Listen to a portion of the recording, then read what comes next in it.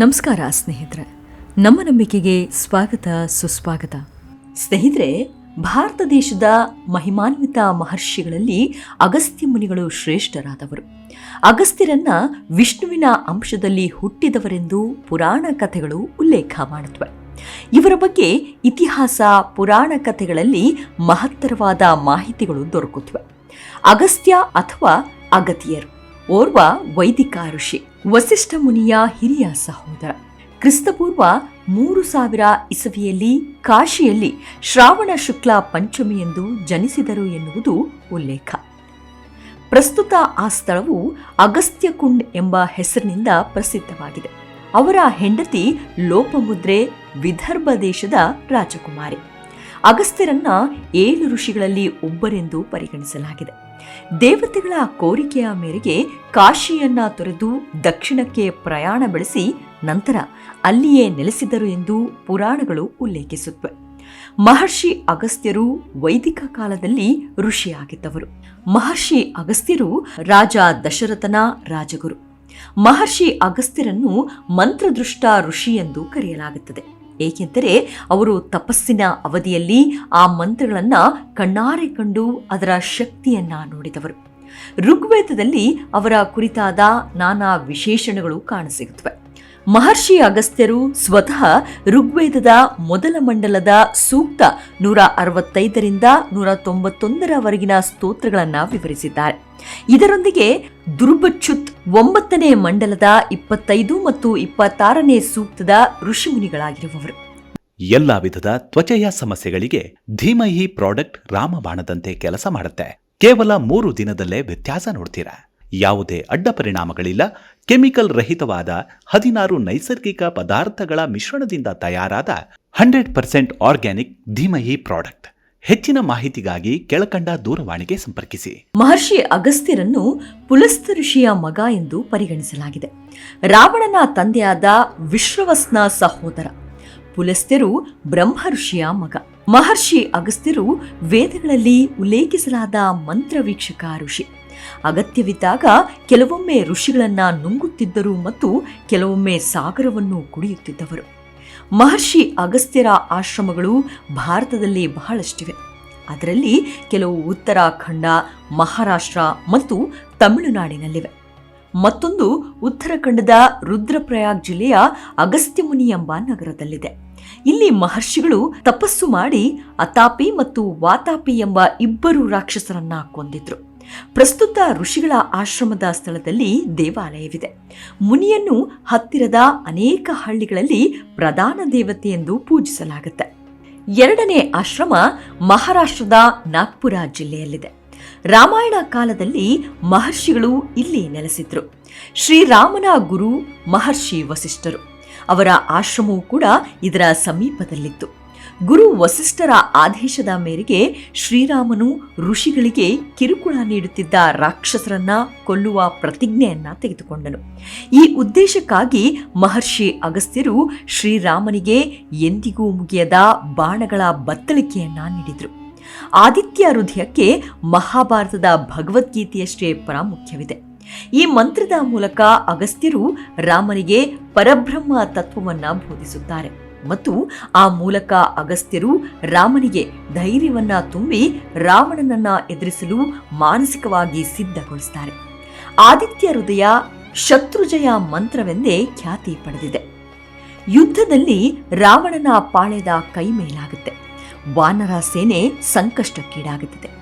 ಆಗ ಶ್ರೀರಾಮ ರಾವಣನನ್ನ ಕೊಲ್ಲುವುದು ಹೇಗೆ ಎಂದು ಯೋಚಿಸತೊಡಗುತ್ತಾನೆ.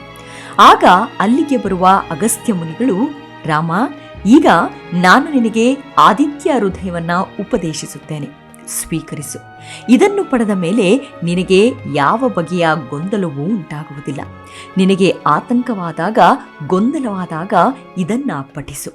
ಇದು ನಿನಗೆ ರಕ್ಷಣೆಯನ್ನ ಕೊಡುತ್ತದೆ ಎಂದು ಹೇಳಿ ಆದಿತ್ಯ ಹೃದಯವನ್ನ ಬೋಧಿಸಲು ಆರಂಭಿಸಿದ್ರು.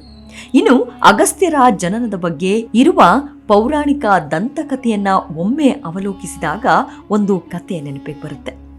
ನಿಮಿಯು ಸೂರ್ಯವಂಶದ ಇಕ್ವಾಜುವಿನ ಮಗ. ನಿಮಿ ಸಿಂಹಾಸನವನ್ನು ಏರಿದಾಗ ಅದೇಕೋ ವೈರಾಗ್ಯ ಮನೆ ಮಾಡಿತ್ತು.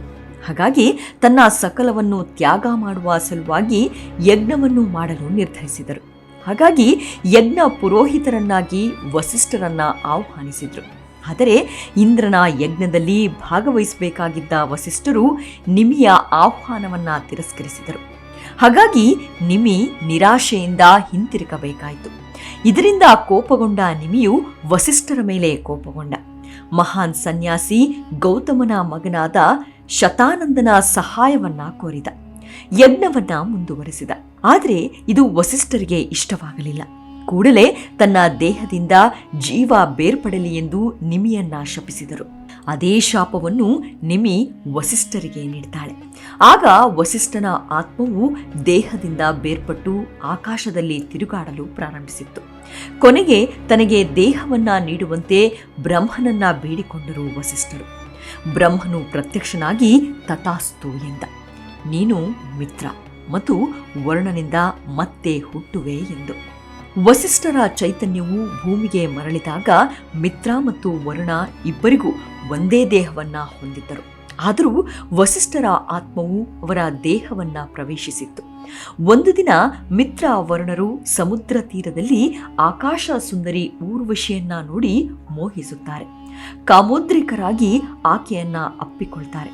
ತಕ್ಷಣವೇ ವಸಿಷ್ಠರ ಆತ್ಮವು ಊರ್ವಶಿಯ ದೇಹವನ್ನ ಪ್ರವೇಶಿಸಿತ್ತು.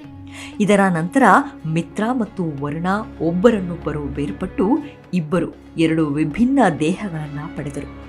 ವರುಣನು ಕಾಮನ ಬಯಕೆಯಿಂದ ಊರ್ವಶಿಯನ್ನ ಸಮೀಪಿಸಿದ. ಆದರೆ ಅವನನ್ನು ತಿರಸ್ಕರಿಸಿದ ಊರ್ವಶಿಯು ಮಿತ್ರನನ್ನ ಸ್ವೀಕರಿಸಿದಳು. ವರುಣನಿಗೆ ಅಷ್ಟರಲ್ಲಾಗಲೇ ರೇತಸ್ಸು ಹೊರಹೊಮ್ಮಿತು. ಹಾಗಾಗಿ ಸ್ಖಲನವಾದ ವೀರ್ಯವನ್ನ ಒಂದು ಮಡಕೆಯಲ್ಲಿ ಮುಚ್ಚಿಟ್ಟ. ಇತ್ತ ಕಡೆ ಮಿತ್ರನ ವೀರ್ಯವು ಊರ್ವಶಿಯ ಗರ್ಭ ಸೇರದೆ ನೆಲದ ಮೇಲೆ ಚೆಲ್ಲಿತ್ತು. ನಂತರ ವರುಣನ ಜೊತೆಗೆ ಅದೇ ಪಾತ್ರೆಯಲ್ಲಿ ಮಿತ್ರನ ವೀರ್ಯವನ್ನು ಸಂಗ್ರಹಿಸಿ ಇಡಲಾಯಿತು. ಕೆಲವು ದಿನಗಳ ನಂತರ ಮಡಕೆ ತನ್ನಿಂದ ತಾನೇ ಹೊಡೆದು 2 ಶಿಶುಗಳು ಹೊರಬಂದವು.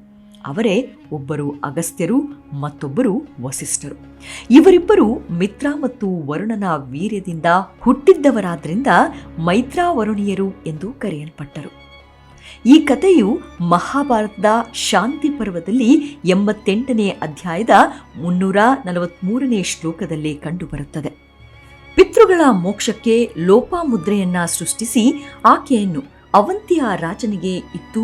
ವಯಸ್ಸಿಗೆ ಬಂದ ಮೇಲೆ ಆಕೆಯನ್ನು ವಿವಾಹವಾದ ಅಗಸ್ತ್ಯರು ಆಕೆಯ ಬಯಕೆಯಂತೆ ಧನಾಕಾಂಕ್ಷಿಗಳಾಗಿ ಇಲ್ವಲ ಎಂಬ ರಾಕ್ಷಸನ ಬಳಿ ಬರುತ್ತಾರೆ. ಆತನು ತನ್ನ ಸಹೋದರ ವಾತಾಪಿಯನ್ನು ಆಡಾಗಿ ಮಾರ್ಪಡಿಸಿ ಬ್ರಾಹ್ಮಣರಿಗೆ ಬಡಿಸಿ ನಂತರ ಮೃತ ಸಂಜೀವಿನಿ ವಿದ್ಯಾ ಪ್ರಯೋಗದಿಂದ ಆತ ಬ್ರಾಹ್ಮಣರ ಹೊಟ್ಟೆ ಸೀಳಿಕೊಂಡು ಬರುವಂತೆ ಮಾಡಿ 9,000 ಬ್ರಾಹ್ಮಣರನ್ನ ಕೊಂದು ಅವರ ಸ್ವತ್ತನ್ನು ವಶಪಡಿಸಿಕೊಂಡಿರುತ್ತಾನೆ. ವಾತಾಪಿ ಜೀರ್ಣೋಭವ ಎಂದು ಅವನನ್ನು ಜೀರ್ಣಿಸಿಕೊಂಡ ಅಗಸ್ತ್ಯರು ಇಲ್ವಲ ನೀಡಿದ ಅಪಾರ ಧನ ಕನಕಗಳೊಂದಿಗೆ ಮರಳುತ್ತಾರೆ. ಸಮುದ್ರದ ಒಳಗೆ ಅಡಗಿದ ರಾಕ್ಷಸರನ್ನ ಕೊಲ್ಲಲು ಸಮುದ್ರವನ್ನೇ ಆಪೋಷಣ ತೆಗೆದುಕೊಂಡು ದೇವತೆಗಳಿಗೆ ನೆರವಾಗ್ತಾರೆ. ಯೋಗ ಸಮಾಧಿಯಲ್ಲಿದ್ದ ಪರಶಿವನನ್ನ ಆರಾಧಿಸುತ್ತಾ ಸಪ್ತ ಋಷಿಗಳು ಮಹಾಮೇರುವಿನಲ್ಲೇ ಸ್ಥಿತರಾಗಲು ಭೂಮಿಯ ಭಾರ ಒಂದೆಡೆಗೆ ವಾಲಿದಾಗ ಪರಶಿವನ ಆದೇಶದಂತೆ ಸಮಭಾರ ಮಾಡಲು ದಕ್ಷಿಣಕ್ಕೆ ಬರುತ್ತಾರೆ. ದಾರಿಯಲ್ಲಿ ಮಹಾಮೇರುವಿನೊಡನೆ ಸ್ಪರ್ಧೆ ಹೂಡಿ ಬೆಳೆಯುತ್ತಿರುವ ವಿಂಧ್ಯ ಪರ್ವತವನ್ನ ಉಪಾಯ ಮಾಡಿ ತಡೆಯುತ್ತಾರೆ. ದಕ್ಷಿಣ ಭಾರತದಲ್ಲಿ ಅವರ ಕಮಂಡಲದ ಗಂಗೆಯನ್ನೇ ಗಣಪತಿ ಉರುಳಿಸಿಬಿಡಲು ಅದು ಕಾವೇರಿ ಎನ್ನಿಸಿಕೊಳ್ಳುತ್ತದೆ. ಎಲ್ಲ ವಿಧದ ತ್ವಚೆಯ ಸಮಸ್ಯೆಗಳಿಗೆ ಧೀಮಹಿ ಪ್ರಾಡಕ್ಟ್ ರಾಮಬಾಣದಂತೆ ಕೆಲಸ ಮಾಡುತ್ತೆ. ಕೇವಲ 3 ದಿನದಲ್ಲೇ ವ್ಯತ್ಯಾಸ ನೋಡ್ತೀರಾ. ಯಾವುದೇ ಅಡ್ಡ ಪರಿಣಾಮಗಳಿಲ್ಲ. ಕೆಮಿಕಲ್ ರಹಿತವಾದ 16 ನೈಸರ್ಗಿಕ ಪದಾರ್ಥಗಳ ಮಿಶ್ರಣದಿಂದ ತಯಾರಾದ 100% ಆರ್ಗ್ಯಾನಿಕ್ ಧೀಮಹಿ ಪ್ರಾಡಕ್ಟ್. ಹೆಚ್ಚಿನ ಮಾಹಿತಿಗಾಗಿ ಕೆಳಕಂಡ ದೂರವಾಣಿಗೆ ಸಂಪರ್ಕಿಸಿ. ಮಹರ್ಷಿ ಅಗಸ್ತ್ಯರು ವರ್ಮಕಲೆಯ ಸ್ಥಾಪಕ, ಆಚಾರ್ಯ ಮತ್ತು ಆದಿಗುರು. ಕಲರಿಪಟ್ಟು ದಕ್ಷಿಣದ ಶೈಲಿ, ಕೇರಳದ ಸಮರ ಕಲೆ. ನಂಬಿಕೆಯ ಪ್ರಕಾರ ಶಿವನು ತನ್ನ ಮಗ ಮುರುಗನ್ ಅಂದ್ರೆ ಕಾರ್ತಿಕೇಯಗೆ ಈ ಕಲೆಯನ್ನ ಕಲಿಸಿದನು. ನಂತರ ಮುರುಗನು ಈ ಕಲೆಯನ್ನು ಅಗಸ್ತ್ಯರಿಗೆ ಕಲಿಸಿದರು. ಮಹರ್ಷಿ ಅಗಸ್ತ್ಯರು ಈ ಕಲೆಯನ್ನು ಇತರೆ ಸಿದ್ಧರಿಗೆ ಕಲಿಸಿದರು. ಇದರ ಕುರಿತಾದ ಮಾಹಿತಿಯನ್ನ ತಮಿಳಿನ ಪುಸ್ತಕಗಳಲ್ಲಿ ಬರೆದರು. ಮಹರ್ಷಿ ಅಗಸ್ತ್ಯರು ಸಿದ್ಧ ವೈದ್ಯಂ ಎಂಬ ದಕ್ಷಿಣದ ವೈದ್ಯಕೀಯ ಪದ್ಧತಿಯ ಜನಕರೂ ಹೌದು.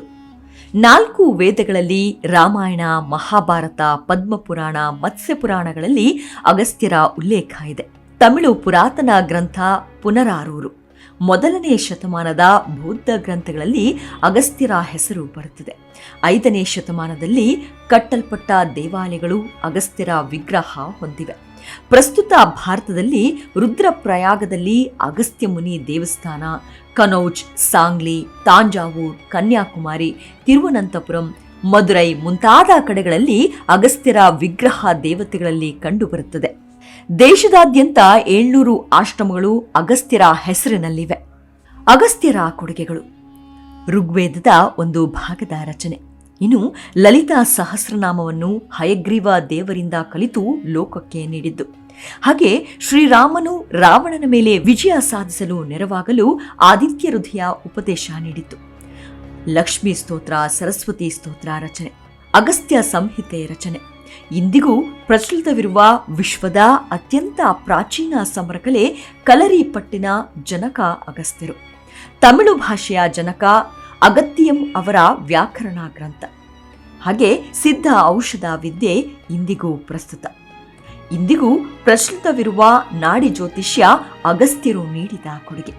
ಕ್ರಿಯಾಯೋಗವನ್ನು ಪರಶಿವನು ಪಾರ್ವತಿಗೂ, ಪಾರ್ವತಿ ಕಾರ್ತಿಕೇಯನಿಗೂ, ಅವನು ಅಗಸ್ತ್ಯರಿಗೂ ತಿಳಿಸಿದ ಎಂದು ನಂಬಿಕೆ ಇದೆ. ಮಹಾವ್ಯಾದ ನಕ್ಷತ್ರ ಪುಂಜದ ಪೂರ್ವ ದಕ್ಷಿಣಕ್ಕೆ ಇರುವ ಹೊಳೆಯುವ ಪ್ರಕಾಶಮಾನದ ನಕ್ಷತ್ರವೇ ಅಗಸ್ತ್ಯರು. ಅವರನ್ನ ಕೆನೋಪಸ್ ನಕ್ಷತ್ರವೆಂದು ಕರೆಯಲಾಗುತ್ತೆ. ಇದು ಕರೀನಾ ಪುಂಜದ ಪ್ರಥಮ ನಕ್ಷತ್ರ. ಭೂಮಿಯಿಂದ ಇದರ ದೂರ ಸುಮಾರು 650 ಜ್ಯೋತಿರ್ವರ್ಷಗಳು. ಇದರ ಪ್ರಕಾಶ ಸೂರ್ಯ ಪ್ರಕಾಶದ ಸುಮಾರು 1,00,000ದಷ್ಟು. ಕಣ್ಣಿಗೆ ಕಾಣುವ ಅತಿ ಪ್ರಕಾಶಮಾನ ನಕ್ಷತ್ರಗಳಲ್ಲಿ ಇದು 2ನೇಯದ್ದು.